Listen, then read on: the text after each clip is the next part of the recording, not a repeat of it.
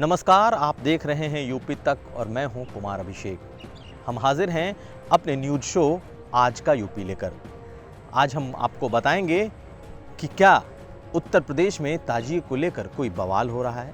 हम ये भी बताएंगे कि आखिर कोरोना को लेकर हाई कोर्ट ने सरकार को क्या फटकार लगाई है और क्या सचमुच उत्तर प्रदेश तीसरे लॉकडाउन की ओर बढ़ रहा है।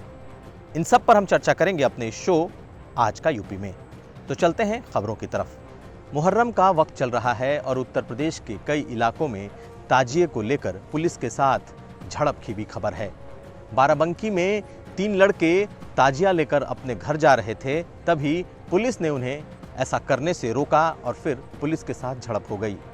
समुदाय के कई सारे लोग थाने पर जुट गए और वहां पर हालात बेकाबू होने के आसार बन गए। हालांकि बाद में सबको समझा बुझा कर घर भेजा गया।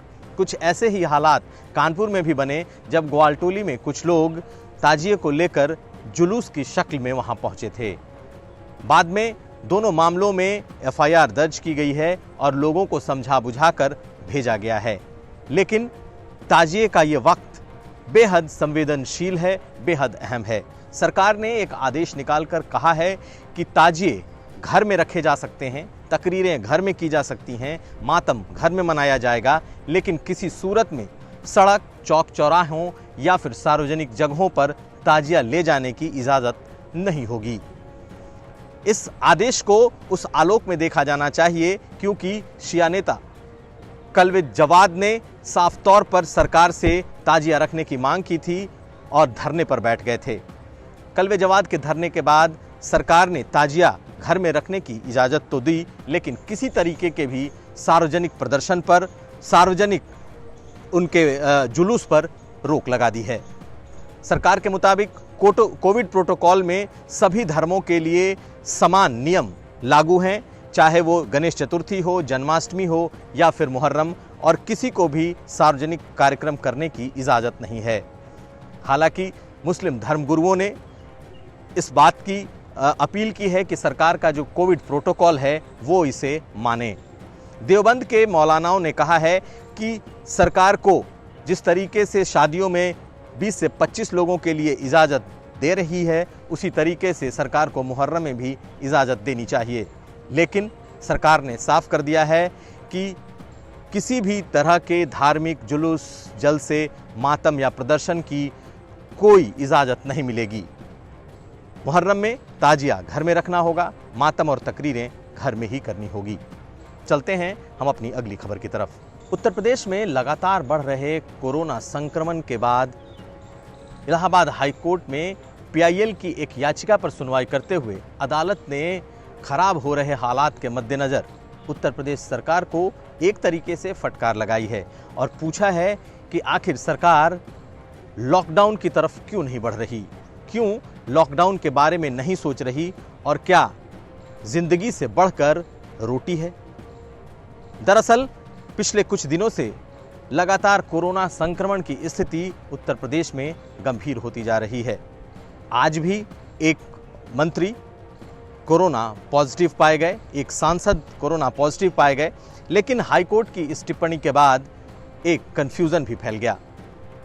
सरकार के प्रवक्ता सिद्धार्थनाथ सिंह ने कहा है कि वो कोर्ट के दिए गए इस विचार का स्वागत करती है और उनके सुझाए गए इन सुझावों पर गौर करेगी।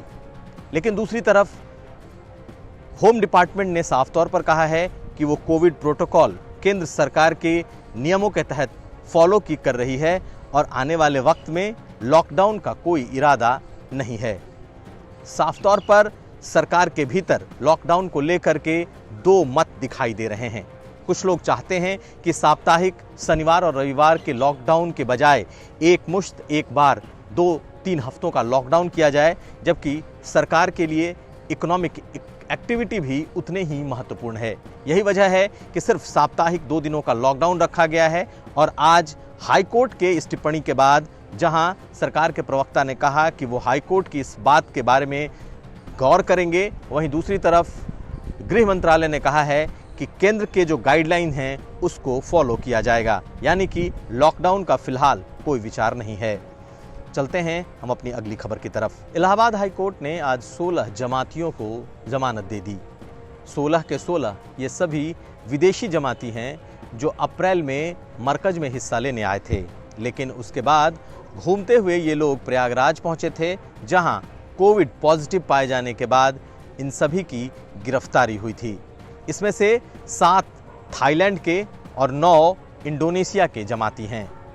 पिछले 5 महीनों से ये जेल में बंद थे, लेकिन आज इलाहाबाद हाई कोर्ट ने उन्हें रिहा कर दिया। चलते हैं अपनी अगली खबर की तरफ। लखनऊ के खास इलाके में आज सुबह कई पोस्टरों से लोगों की नींद टूट गई। ये पोस्टर समाजवादी पार्टी ने लगाए थे, जिसमें योगी आदित्यनाथ के हाथ में हथियार लिए हुए उन्हें ब्राह्मण विरोधी बताया गया है, जबकि अखिलेश यादव को ब्राह्मणों का संरक्षक और समर्थक दिखाते हुए भगवान परशुराम के साथ उनकी तस्वीरें दिखाई गई हैं।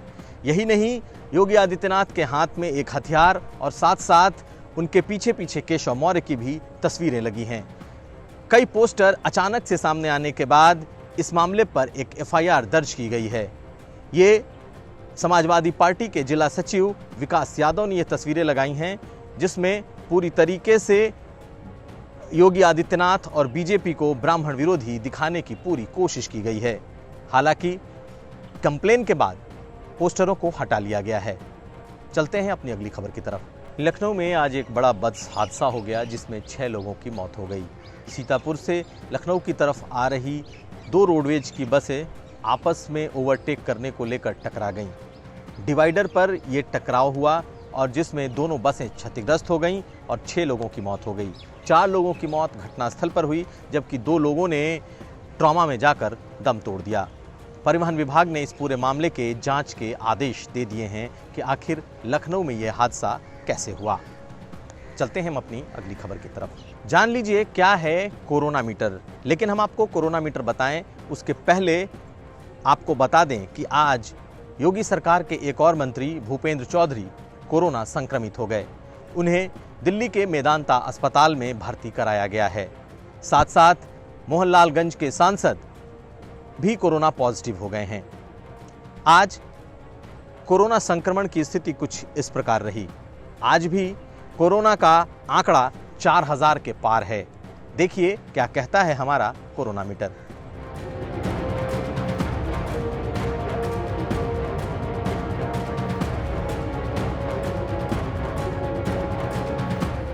उत्तर प्रदेश के अहम खबरों को समेटे ये था हमारा शो आज का यूपी। हम एक बार फिर तमाम अहम खबरों के साथ आपके सामने हाजिर होंगे।